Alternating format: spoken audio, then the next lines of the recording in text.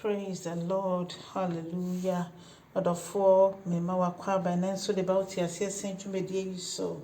Yɛde nyame ase wo na wɔtwe foforo de akyɛ yɛn. De nyonyam enka asafo Awurade din. Ɛnɛ nso so Nyankopɔn aba wa evangelist Mrs. Jacqueline Enin. Ɛno Nyankopɔn na me so de ne nsɛm bebrɛ yɛn nyina yi. Ɛnɛ yɛn pa yɛbɔ nyina ne so nyame nkronkron wo bɛka yɛn ho. Na adom aboa yɛn. Ma yɛn setie ma wasɛm na Awurade nam so. Ne Awurade yi ho adi fa kyerɛ yɛn. Ɛwɔ Jesus Christ din mu ɛne yɛabɔ mpaeɛ. Hallelujah. Adofo ɛnɛ nso yɛbɛfa yɛakenka nsɛm efi Samuel nwoma edi kan. Eti du no mkyekyɛm baako ekosi nkron. Adofo saa asɛm yi anaasɛ reading yi akenka nsɛm yi ɛfa Saul ɛne sɛdeɛ Onyankopɔn etu n'adeɛ so. Onyankopɔn eka kyerɛ Saul sɛ mepɛ sɛ mokɔ ekɔko editia Amalekitefoɔ.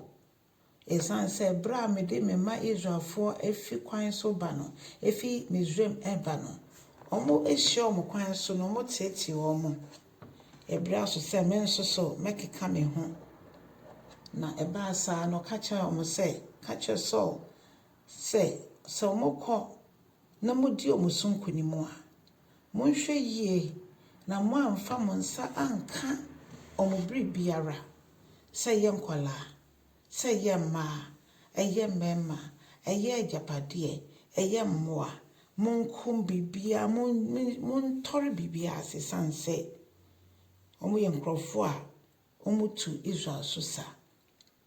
Na Saul kɔɔyɛ no eniso eniama ɛyɛ n'eniso fɛ no ɔde sieyɛ enwan ne mpɔnkye ne ade nyina ɔde bi sieyɛ na ɛkɔba sɛ wanyɛ seti ama Awurade nti Onyankopɔn esoma ne diifoɔ Samuel na ɔkɔɛ na Samuel Saul ɛka kyerɛ Saul de nyame ka kyerɛ me sɛ menyɛ nyinaa no mayɛ. Na Saul bisa ne sɛ wayɛ na enwan yɛ ɔmo suyɛ na Onyankopɔn ka kyerɛ Samuel sɛ makɔ a Saul deɛ mapo no.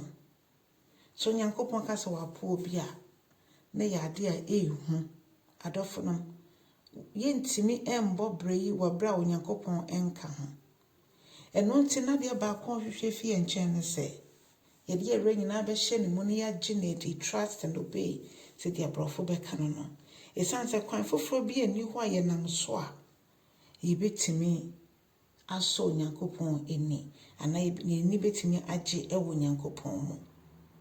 Saul ɛfa ne ho sɛ ɔde ne sɛsɛ ne bo sɛ meyɛ Israel hene. Onyankopɔn sɛ mea na mesi wo adeɛ anaasɛ mesi wo hene. Ɛno nti sɛ nea memɛka no wontie dia ɛne ɛme nso mapo. Adɔfo no yɛmbɔ mpaeɛ sɛ yɛnyɛ biribi a Onyame bɛtumi aka kyɛn sɛ wapo yɛ. Ɛna ba saa de a ɛyɛ serious.